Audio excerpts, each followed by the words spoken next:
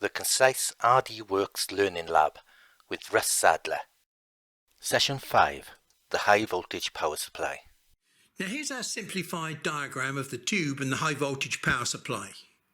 Now in the previous session I did indicate to you that the high voltage power supply has got two functions. One, it has to supply high voltage here, 25,000 volts-ish.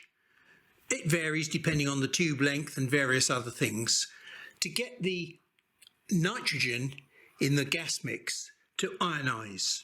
Once the gas is ionized, it changes away from being a non-conductive material to being a highly conductive material, just like a piece of wire.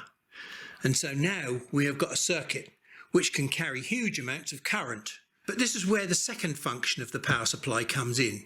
Somewhere in here, we've got something that is a bit like a variable resistor that can be programmed by the controller to allow different amounts of current to flow in this circuit.